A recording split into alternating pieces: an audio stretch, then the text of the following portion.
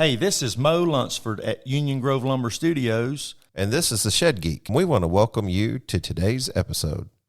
Okay, welcome back to another episode of the Shed Geek podcast. I'm so thankful for sunshine today up here in Pennsylvania because we've been dealing with snow and everything else on the way up. Right. But tell you what, I'm just going to go ahead and give you the mic, let you introduce yourself, who you are, your company, a little bit about who you are and what you do. Okay. I'm Daniel Hostetter from Heritage Structures. We're located in Chambersburg, Pennsylvania. We started in 2012 and have had a number of changes, slight changes throughout, but sheds has been a part of my life since the early 90s. Okay. So we enjoy what we do and enjoy helping people and meeting people along the way. So you kind of grew up in the shed industry a little bit then. Did you have family that worked in it or? Yeah, my dad started working at a shed shop in Bedford, Pennsylvania in 1991. Okay. And so it just kind of went from there. And then you just kind of followed suit at some point and ended up in the shed world yourself. Yes. At 14 or 15, I told my dad, these guys need some competition. They were the only shed shop in the area at the time and doing well, but just no competition. And kind of at that point, I decided that someday I was going to have a shed shop myself. And obviously we're not in Bedford, but 2012, we decided it was time to make that happen. So we started out in very small facility, worked by myself, and just kind of grew from there. So started as a dream, kind of watched your father, and the next thing you know, it sort of turned into a reality for you. Reminds me of a story of a video that we did just recently where the gentleman was talking on his website about, watching his dad growing up, and you know how young guys are. They just kind of watch their dad and want to be like dad. And he's like, man, I always saw him working and in the shed shop. And I thought I want to do that one day.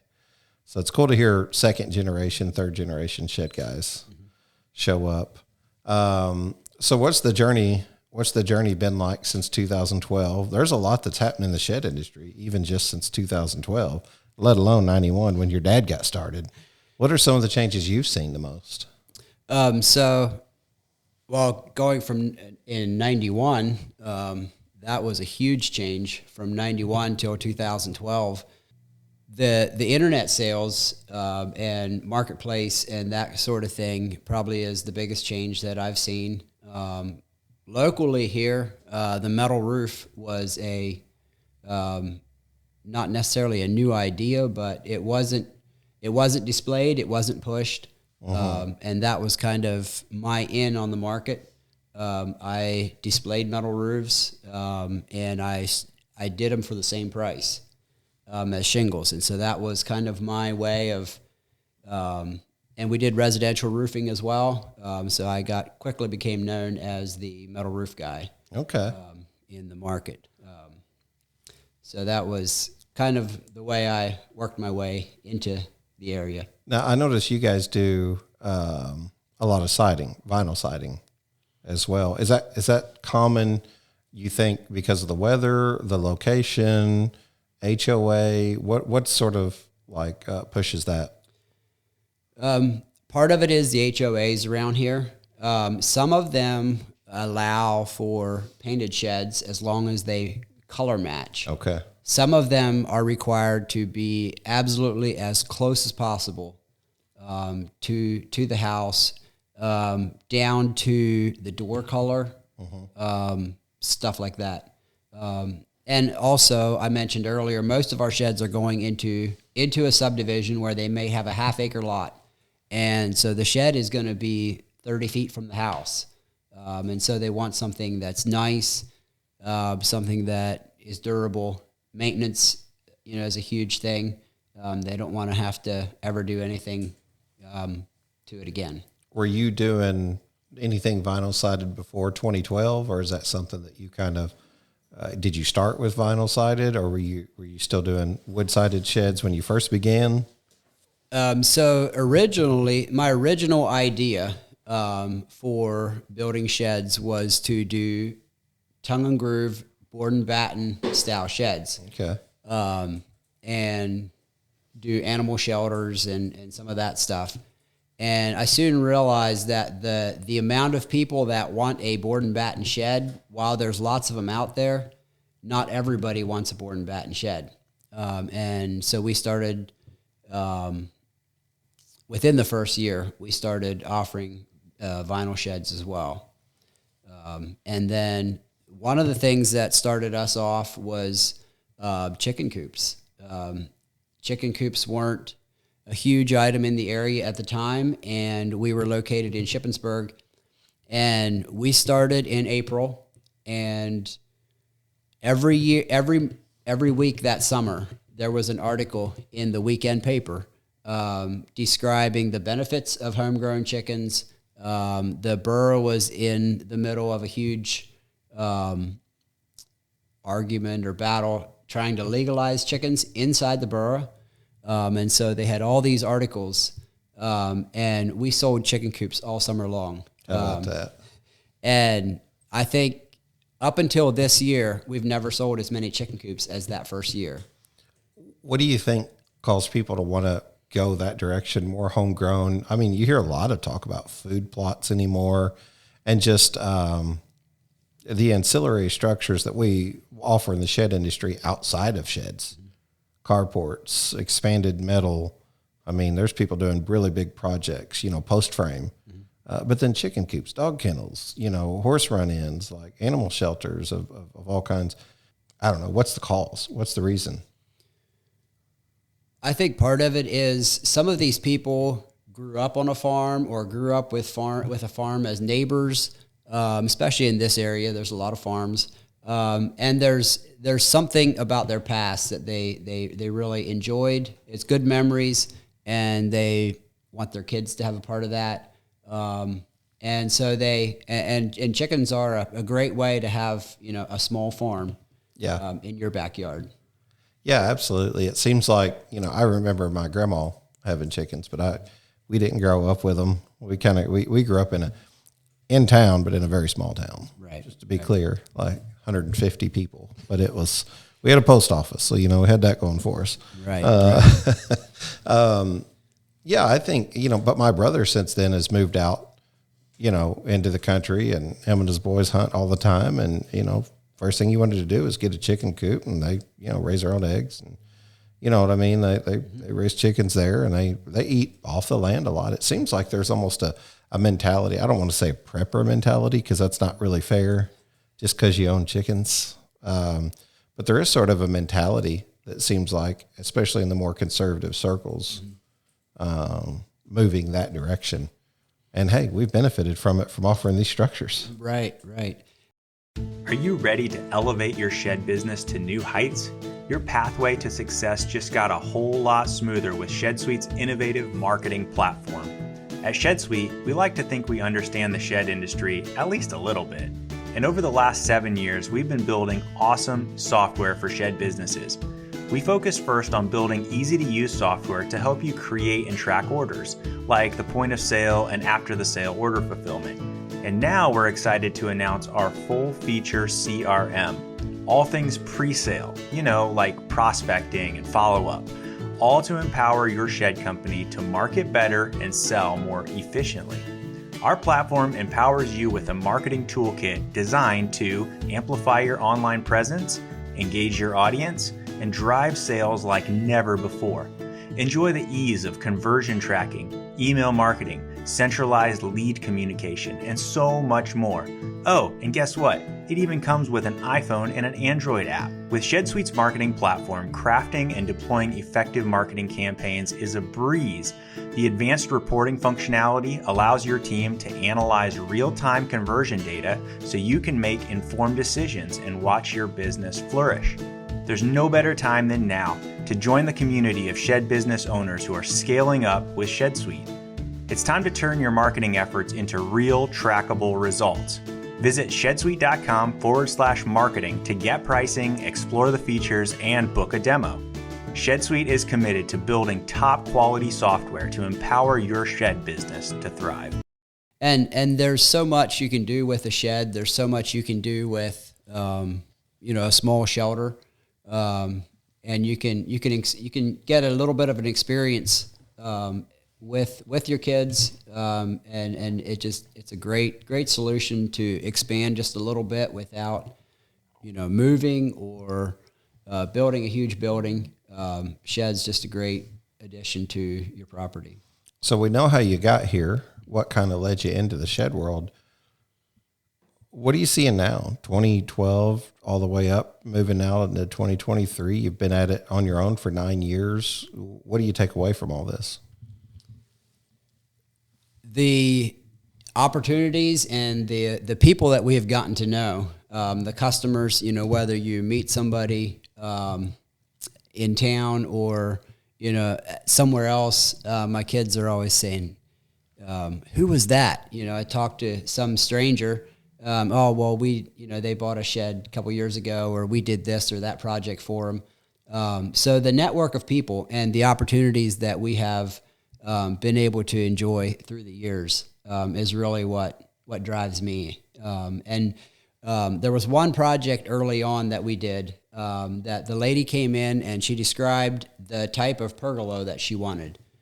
She wanted a round top pergola, but it was completely custom in all ways. And so she had a little drawing. She described what she wanted, and I put something together, and it turned out great. And she was just overjoyed. She was like, "This is better than I imagined. This is perfect."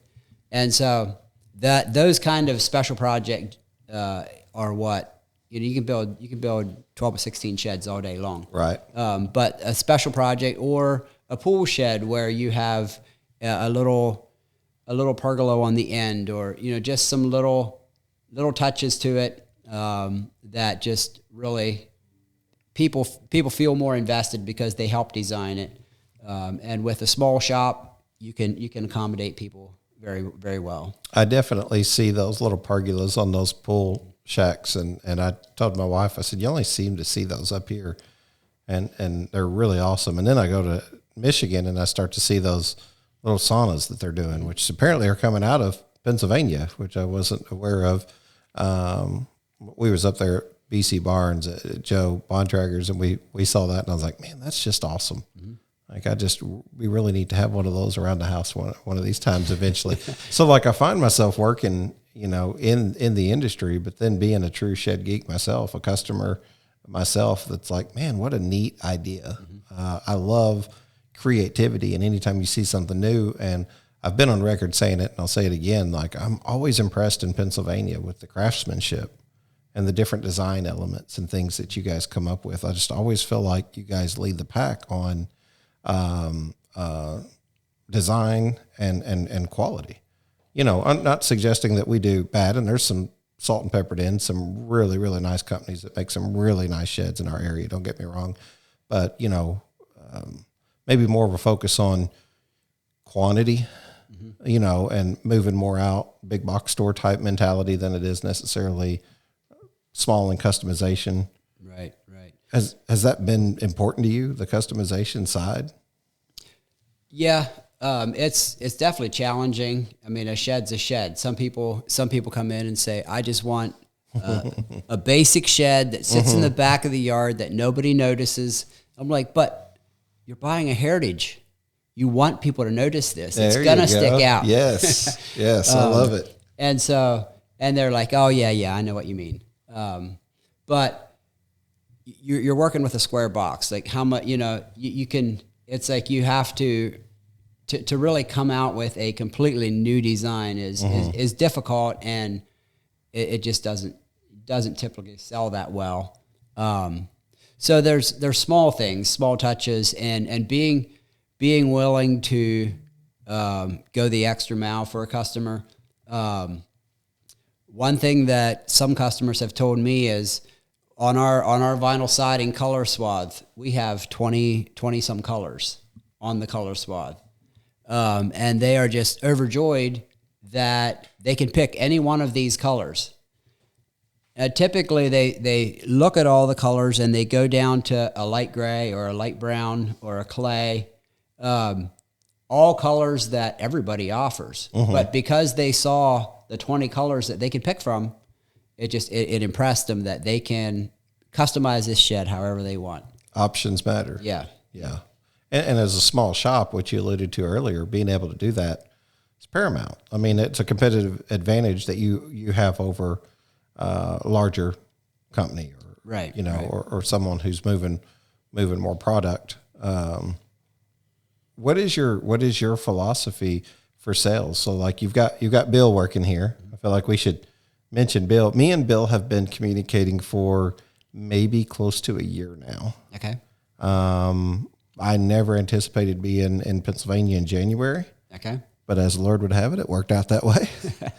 Thank Him for His protection as we traveled through the snow on the way up here in West Right, Virginia. right. Now we got a nice sunny 50-degree day here, so everything's melted away, and I'm happy about that. But yeah, As long as you don't hang around too long. I know. Next week's supposed to be cold. Yeah, it'll change. I know it'll change so fast. But we came up here and me and Bill had been, I think the last 2 times I come through, I was hoping to stop and my stops just haven't allowed me. We had so many places to go, and I was like, we've got to make this happen. We got to get in here and meet with Bill.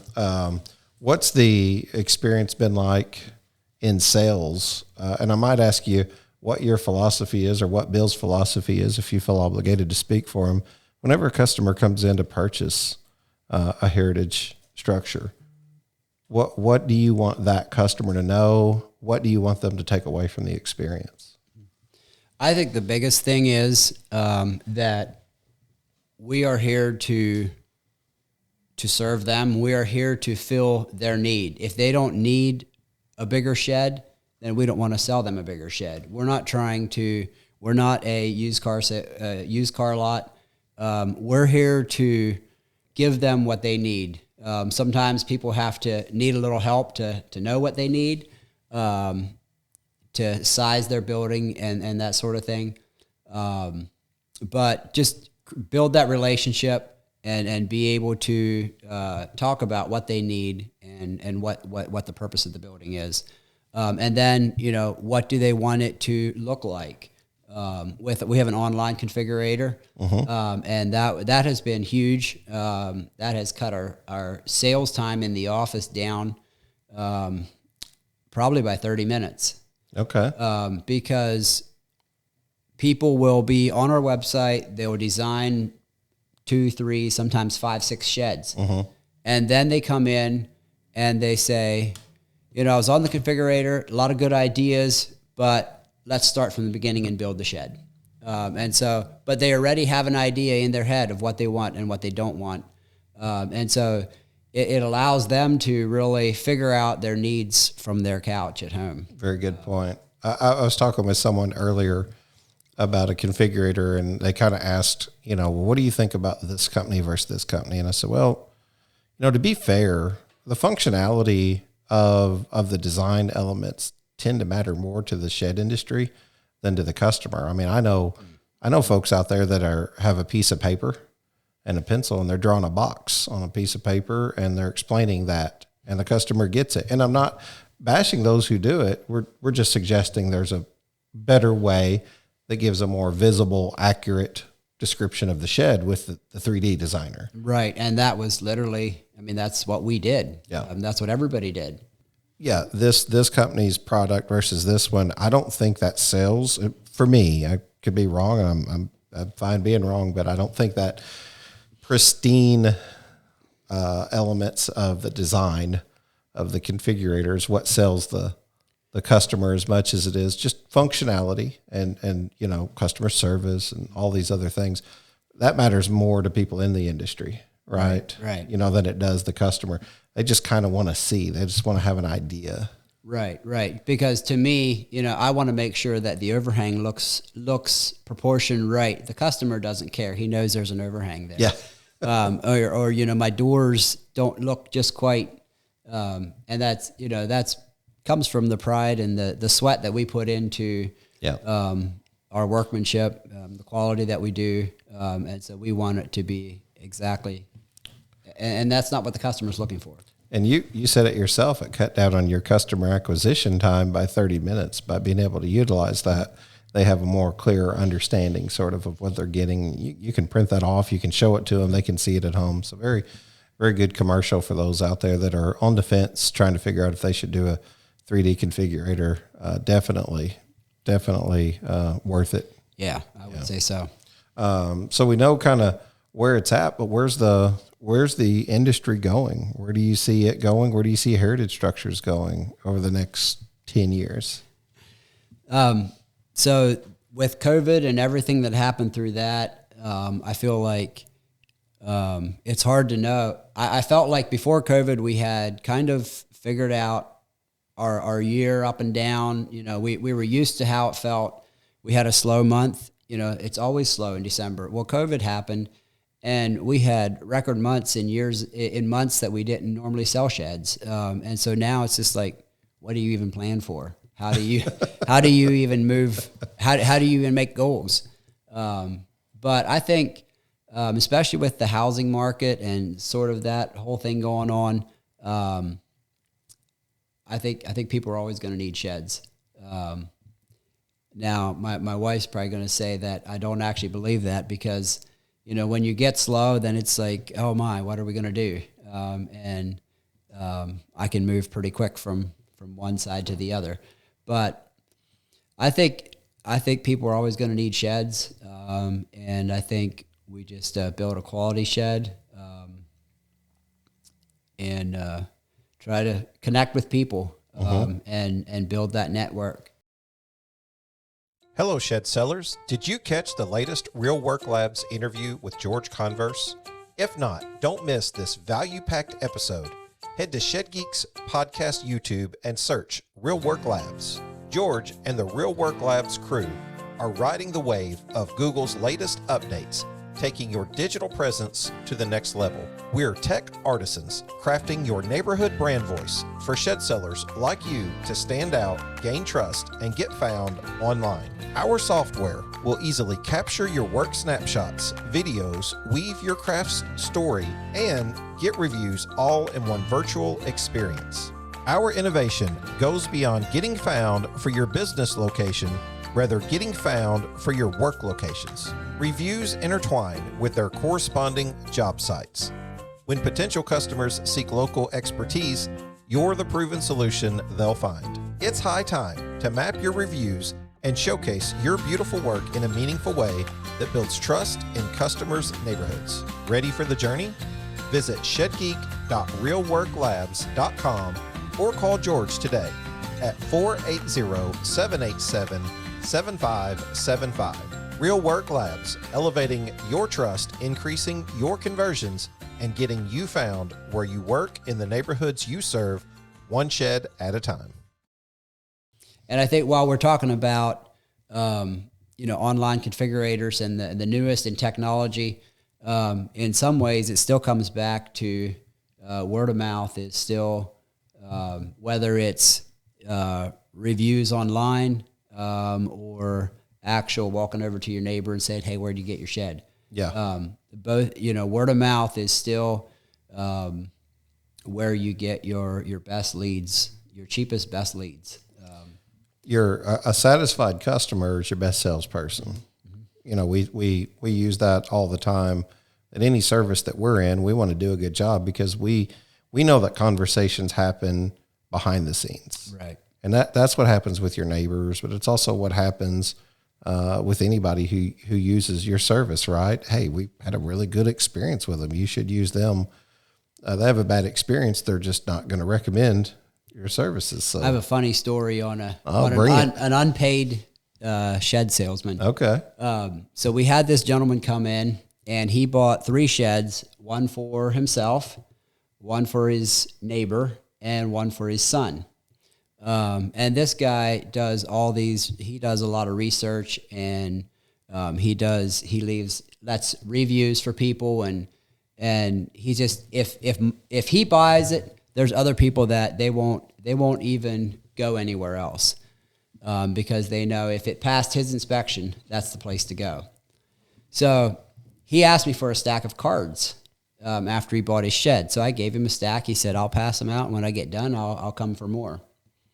So he told me one day that they were headed to Lowe's, and they saw somebody in the parking lot looking at sheds. And he had this stack of cards. How about that? And he walked up to the shed, and he's like, step inside the shed, so that because of the cameras. And he handed the guy my business card and said, here, go to these guys. These guys are the real deal. So a satisfied customer, right, selling you right off of the Lowe's lot. Huh? How about that? That's funny. So you don't get many like that, but well, there's a lot of folks out there that are doing things like that, and I'm surprised something hasn't popped up on YouTube. We try not to do that because, kind of like I told you before we come on air, we don't bash anybody. We don't want to do our best to, even whenever there's problems, you forgive, and move on. But we don't want to bash competition, but there's guys out there, there's influencers out there that go and check out different products, and they'll, they build a trusted network, and people trust sort of what they're doing because you're also putting a lot of effort into comparing the sheds. We've never done that. I don't have any intentions to. The truth is probably a lot of what we do in the shed industry, like you said before, is a box. So 90%, maybe 80%, who knows, the percentage of what we do is very similar. Not the same, but very similar. But there's a difference in a company that goes from doing $1 million in shed sales a year to $50 million a year in shed sales. And who knows, that could be not just, I tend to think it's not just in your product. You can't increase the value or design so much in your product that's going to move you from 1 to 50 million. I tend to think that you can almost know everything in research and development that the competition's doing, but it doesn't mean it's going to be a recipe for success or growth. Right. You have all of your internal workings. Do you want to grow? First question. Some companies say, I wouldn't want that headache. 50 million, get out of here. I'm happy doing what I'm doing. But if they do, and they're trying to grow, getting over those different humps, whether they're vertically integrated and do everything in-house, whether they, call on third parties to rent to own, to haul, to sell, to build, whatever it is, there's a lot of businesses there. There's a lot of conversation. Do you guys kind of keep everything in-house here? So the rent to own, we don't do the rent to own in-house. One thing that we do in-house that a lot of people like is the site prep. And I know that's something that you get in some other states. They don't do that as well, but probably 99.9% of our sheds go on a actual gravel pad. That's great. And one of the guys, we have a skid loader and a dump trailer, and one of the guys does the site preps and really enjoys it. But when the customer says, do I have to call somebody else to line that up? No, it's right here. Here's your line item. Here's what it's going to cost. And the same guy that calls to schedule the shed delivery is going to call and schedule the site prep. Very, very, very thoughtful and probably very needed with the terrain. Yes, that you have here at times. Do you feel like that really offers you a strong competitive advantage to be able to offer that site prep? Not all companies do that, so kudos to you for that. Right. Yeah, I think it does because the other thing is if he doesn't have site prep, he's in the shop working. And so it's not, somebody doesn't have to have a full-time income from that. It's more of a part-time job. And there's a lot of people that they just want to write one check. They don't want to have to deal with multiple companies. And then, this guy can't come do the site prep, but the shed's ready. There's none of that. And the other thing that has led to super happy customers is we got a snowstorm coming in a week. Can we get my site prep done in 2 days so that we can get the shed in right before the storm? And a lot of times we can. because it's in-house. Some of the other stuff doesn't matter. We'll push that back. Whereas if you have a third party, it may or may not happen. Right. They have other things that need done just as bad as well. And so that there've been, I don't know how many actual sales we've ever gotten because of it. But it's left a happy customer. And sometimes those things I think are hard to track. Yes. How do you ever really know what drives human behavior? Hello, this is Identigrow. How can we help you? Well, I was looking at getting some nameplates for my line of barns and wondered what options you got. Well, that's simple.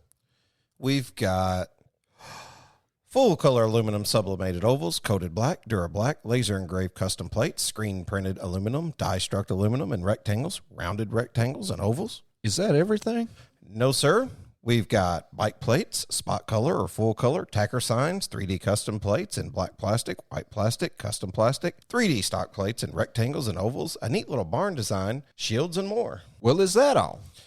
No, sir. We've got 3D plastic in specialty sizes, mini 3D plastic, large 3D plastic, key fobs, soft plastic key fobs, 3D plastic key fobs, die struck key fobs, full color sublimated key fob. Boy, I'm confused. Well, we have many plates for different situations, taste, and pocketbooks, and we make it easy to find the one that is perfectly suited to your needs. That sounds good. What info do you need to get started?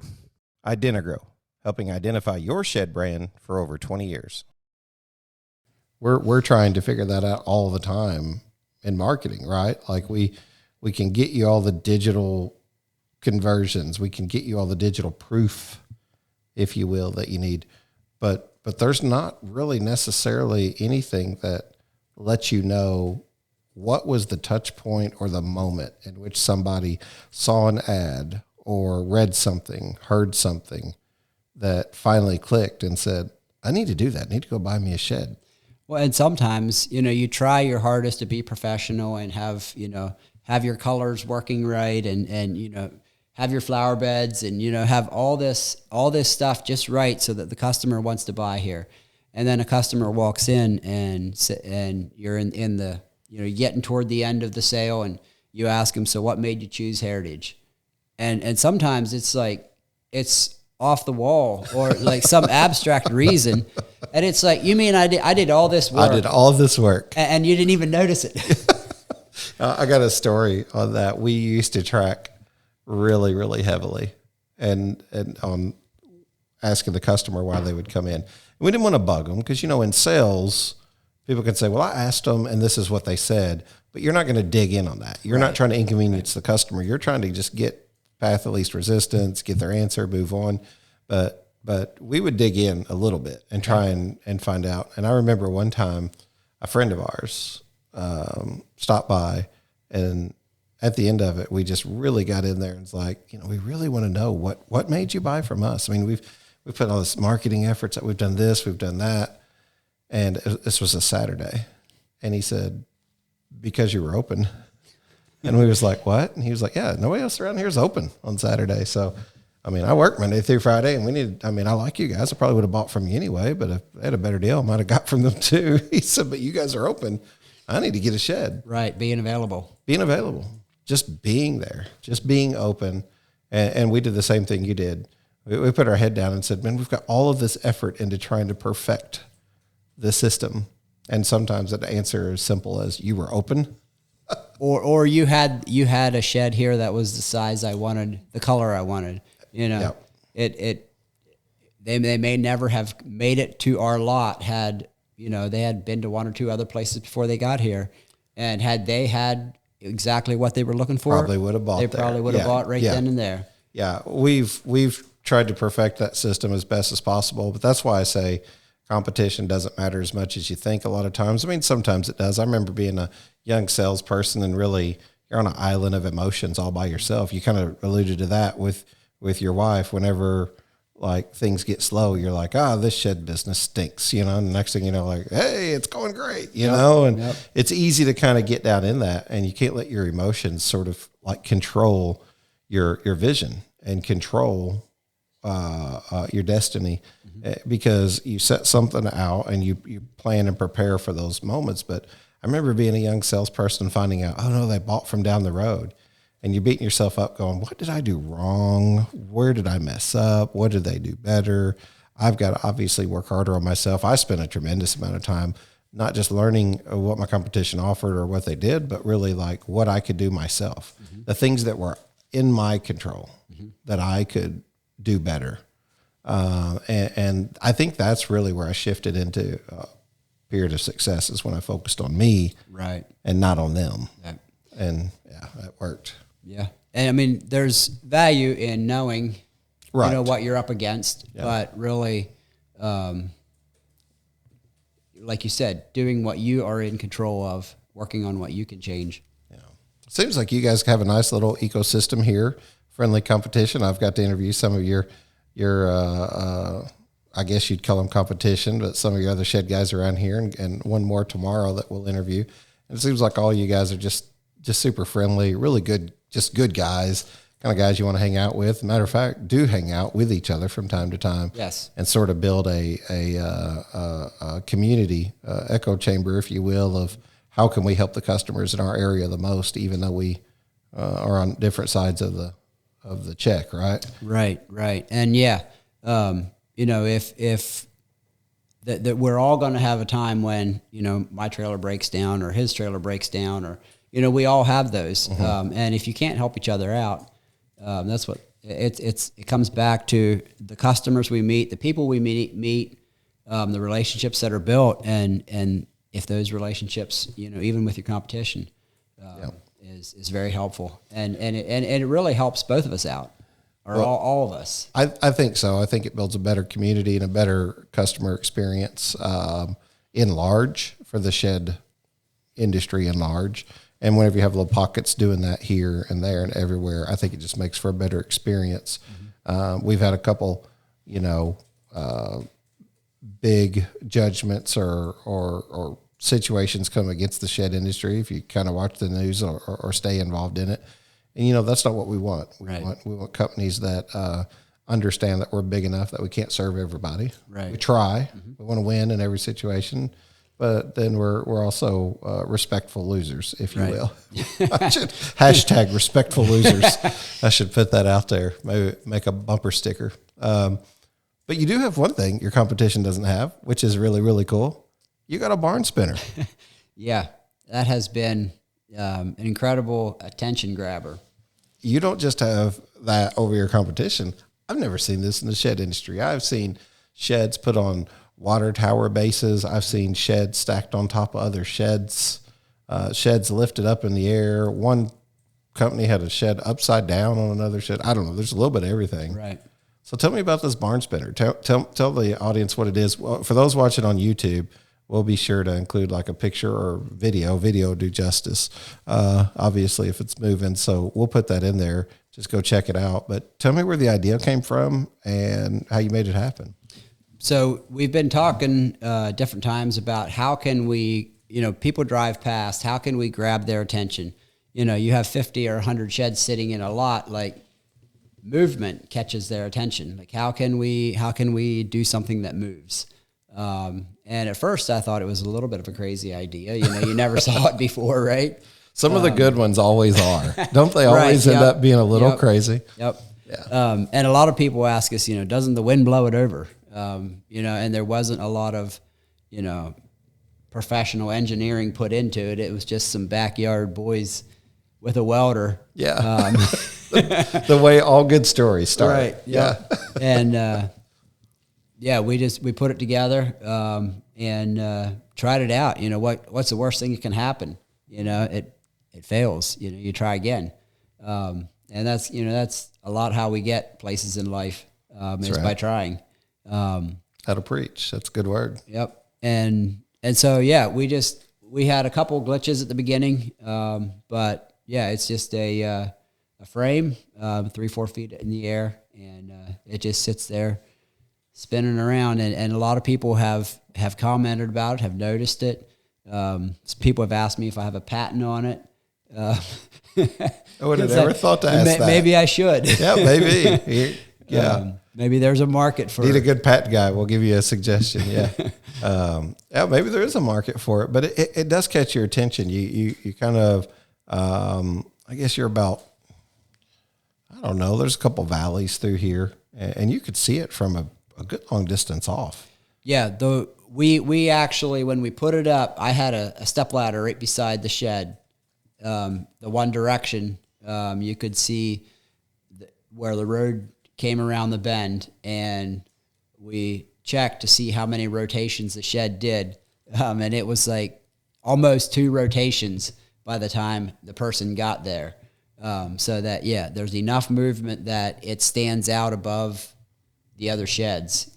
So this sits on a frame, pretty much spins 24 hours a day? Yeah. And We have some solar lights hooked up on the end that come on at night because, that one guy that is, out at 3 a.m. headed to hunting camp, he needs to see that too.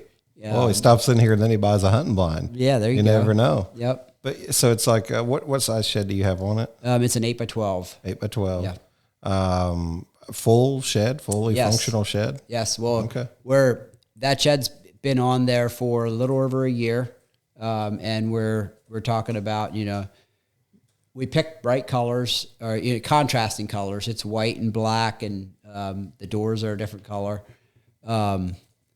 So we were talking, what colors do we want to do next? We need something that's going to grab attention. So yeah, that shed's going to end up, the spinning shed is going to end up in somebody's yard. Very nice. Not spinning anymore, but not in theory. Right. Maybe you're onto something here. Maybe there's a market for spinning sheds in your backyard. I don't know. We'll see where it goes. Hi, I'm Dylan from the Shed Geek marketing team, and I want to address a common misconception about marketing. Often people approach us for just one service, like social media management, where we plan and schedule your monthly posts. While this is a valuable time saver, it's just one piece of your complete marketing strategy, much like a shed with its various components. Let's simplify it. Think of your social media channels and Google My Business as the foundation, similar to the runners of a shed. They support your digital storefront, your website, which is like the floor joists and band boards. To enhance your marketing, you'll need tools like Google Analytics, Facebook Pixel, and Google Tags, which are like the walls. These tools help track the success of your campaigns, measuring form submissions, 3D shed creations, and phone calls generated by our ads. Now, let's talk about the roof. Meta and Google ad campaigns. These are the top layers that complete your marketing shed. While you may inquire about one specific service, remember, they all contribute to the overall structure of your marketing strategy. At Shed Geek Marketing, we're happy to work on one individual aspect, but our goal is to build a comprehensive marketing shed that will truly stand out in the digital landscape. If you're ready to talk about your marketing strategy that will take your shed business to the next level, just go to shedgeek.com and fill out a submission form or contact the Shed Geek for more information. But it is a lot of fun. I think it's very clever. I hate to use the word gimmick, but I like gimmicky type stuff. Mm-hmm. Not like, let me be clear, gimmick is not the same thing as like non-professional. Right. I don't like non-professional, but I think fun. Mm-hmm. When I think of gimmicky, I think of like fun. Mm-hmm. And you can do that in sales. I mean, it's why I have my bow tie and suspenders, and we wear different colors, and, kind of, believe that the Lord has a sense of humor and wants us to laugh. There's nothing wrong with having, being serious. I don't walk around laughing all the time like I'm an idiot or something, I guess, but I do have fun. Mm-hmm. I laugh and joke. And whenever I saw that, I thought, man, what a great idea. I mean, if I had that in my hometown and had 100 sheds out there, like, everyone's going to know you always from now on as where the spinning barn goes. You start to become a destination point for other businesses. You'll see a spinning barn. What's that now? You'll see a barn sitting on a hill, spinning in circles. Go past it about a half mile on the right. You'll find us. Yeah. Genius marketing. And the thing of it is, this property, it's been years since there was a reputable business here. And so we weren't where the old, Dairy Queen or you name it. We don't have that reference point. the idea is that they drive past, they see a spinning shed, they're like, oh, wow, that's a great idea. And it may be, the thing that we deal with is, it may be 3 years, it may be 8 years before they need a shed. That's right. But when they say, we need a shed, the first thing that needs to pop into their head is the spinning shed. That is the first thing they need to think. And then they come right here. I've got a feeling you set a standard. And over the next couple of years, I hope to see it. I may be wrong, but I hope that we're just going to continue to see crazy ideas from a branding / marketing perspective, if you will, an advertising perspective, doing something that's an attention grabber. All of those things, again, were gimmicky growing up, but they work too. A lot of times they work. And if you do things with integrity, right? That's the thing that matters. You still build with integrity, but it's just fun. Right. It's just fun. And I don't think we see enough of that. So the guys who put the sheds upside down and, up in the air and on a spinning apparatus, I love it. I think it's all great. Free marketing, man, that pays dividends over and over and over as it continues to spin in circles. Well, kudos to you, man. Like, just great job. The whole presentation here is awesome. When you walk in the door, I mean, just seeing a lot from a distance, but being able to walk in the door, seeing all the sheds that you so displayed, the pictures, bills, very professional, obviously. Yeah, I think you're doing a great job, and happy to know you and get a chance to make your acquaintance, and just think you're doing a awesome job. Yeah, well, thank you. We enjoy what we do, and like I said, we enjoy the people. The guys that have worked for us over the years. They become like family, and yeah, it's great. Any particular shout outs to anybody in the industry, any companies, any service provider, just anybody that you would think of that you would have anything to say while we're here today? The only one I would think of right offhand is our online configurator. We love the idea room, and it's been a number of years. Again, we were the first ones in the area to have a online configurator.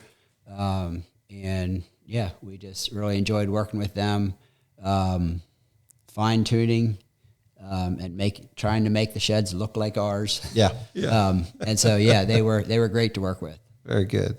Very good. I always give the guest an opportunity to turn the microphone around, and interview me for a second and try to create some good conversation, whether it's podcasting, ministry, family, sheds. It doesn't really matter. If you have any questions for me, love to answer your questions and let you turn the mic around for a moment. I don't know much about the Shed Geek. Like, tell me a little more. Like, when did you start? What made you do this? We've got about March will be 4 years, and we started at one episode a week, moved into two, probably going to stay there for a while this year yet. We may eventually start to do like a series where we focus on content of like shed sales, shed hauling, shed manufacturing. So we may change up the formula for it as we go on down the road. But it started because I was an avid podcast listener, honestly. Love listening to talk radio and love listening to music and audiobooks and different things. And a lot of guys were telling me that, they kind of felt like they were on an island by themselves and wanted more resources. And they wanted the connectivity. It's like the news. The news will tell you all kinds of stuff, all kinds of bad stuff. But then whenever you get to meet the people, most of the people aren't like the news describes. Right. They're good people. They mean different, but you've got to be careful of media because it can manipulate, has opportunity to. So I found that whenever I was going to all these places, it wasn't quite like I thought. It wasn't. I'm not saying there's not dog eat dog. I'm not saying there's not, really sharp competitions and just thoughts and dealer gentlemen's agreements that have been broken and mistrust and all. There's all these things in all life and areas. But generally speaking, I felt like that was the industry that people told me about when I got into it. Okay. But upon my own research, meeting people, they were like, we actually want to know more about other companies. We actually want to, it felt nice for them to hear what's happening in your neck of the woods, you know, because we're kind of going through this emotional sales crisis right now, right? We haven't sold anything in a week. What's going on? Or 2 weeks or whatever. And they're starting to doubt or whatever. And I think for them, it just feels good to hear other people's stories. And then they want to connect with those other people. And it just reminds them of what they're doing and keeps them, I don't know, to me, if you're a Daniel, if you're a off-road guide, you like ATVs and four-wheelers, seems like you would just be involved in that world completely. And if you're a hunter, you're going to want to know all about hunting and maybe read the hunting magazine or the RV magazine if you're a traveler. Right. And even from other areas and gaining ideas and you know, thoughts from other people. So we just wanted to do that to connect. And it's my favorite thing to do. I mean, we have other businesses in the industry that we dive into, but and I love those businesses, and we treat them with the utmost respect and focus on doing a good job on those. But being able to connect people, well, I don't know, that's building community, and I just feel like that's ministry in a sense. So like if we can do that and keep doing it. I want to keep doing it for several years if I can, until the Lord says, don't do it no more. Right. And I think you mentioned about there's times when there's, you know, sharp interactions or, you know, that sort of thing. And anytime you have a group of people, you're going to have, you know, a little bit of friction, a little bit of rubbing. But, you know, in the end, we're all trying to feed our families. We're all trying to serve our communities. And it can be a good thing. I've always been a fan of win-wins. You know, and I've always lived by the golden rule. Tried to do unto others as you would want done to yourself. So, I mean, we try to remember that there's a larger purpose than our career, a larger purpose than our job. Right. And our identity is not found just completely in that. And there's a whole testimony there. If you go back and we talk off the air, or even if probably in some of the podcasts, you could probably get a better idea of who I am and how suffering from trying to find identity in my career led down this big, long path and then would eventually find me at the shed industry at the end of my rope where there was a long-time friend, not long lost, but long-time friend of mine that worked in the industry that kind of talked with me and encouraged me. And, you know, I think that's what we're supposed to do. So if I can be an encouragement to somebody else today, and maybe if not me, but the listener, right? You know, it's the guest that's on. I want their story to shine. So love doing what I'm doing. Yeah, well, great. You know, so. Yeah, and if you can, you know, have fun while you're doing it. We have a lot of fun when we work, and you know, we had the opportunity to all go down to Chickatig this year for a couple of days. A guy we did a job for, and just, it was great. All the guys and their families and everybody went down. And just, whole company. Went down. We just shut down for 2 days. Yeah. And just had a good time. Terribly important for the guys in your under your leadership. I can guarantee you without meeting them, they appreciate that, or they should. You know, for those who don't, they usually don't last. Right. You know what I mean? They don't stick around. But generally speaking, that means so much. I've worked in construction as a young guy, and I always said if I could have found the shed industry back then, because there's such good people in it that can kind of take you under their wing. And now here people are looking for employees. And at the time, it seemed like all we worked around was like roughnecks that, you know, they were up to no good a lot. Let's just say that without me getting too in detail. And I was like, man, wouldn't it be nice to work for a nice Christian organization that, you know, cared about their employees and like took the time to teach you instead of holler at you or, So like for those looking to get into this industry, especially from a construction perspective, they need to reach out and find guys like yourself and others who are looking for good help and not taking advantage of them, just coming in and getting beer money and getting out of here. Right. You know, like we don't want those guys. Right. No, you know? It's nice to have, you know, more long-term. And long-term can be different for different people. Yeah. Yeah. No, it's very good. Well, I'll tell you what, I want to close this out in prayer, if that's okay. Yeah. Just prayer over the industry and just kind of, Lord, thank you for this day, the opportunity to be here, for this weather today. Thank you, God, for that. Thank you for an opportunity to meet with Daniel and Bill here today, just to learn from them, to conversate with them, to journey with them through this industry, and have conversation that hopefully becomes fruitful, not just for others in their business and their daily walk, but also with you, and that all that we would do would lead towards you. We know that all blessings come from you. We're thankful that you would bring us into a new year with new opportunities, and we just ask that you'd bless the businesses and those listening here and today, wherever they are in this moment. You would just reach down and touch them and give them a reason to move forward, march forward, and promote your kingdom, God, as we do. Thank you in Jesus' name. Amen. Amen. Hey, this is Mo Lunsford in sunny Union Grove, North Carolina, and we want to say thank you to all the guests and listeners.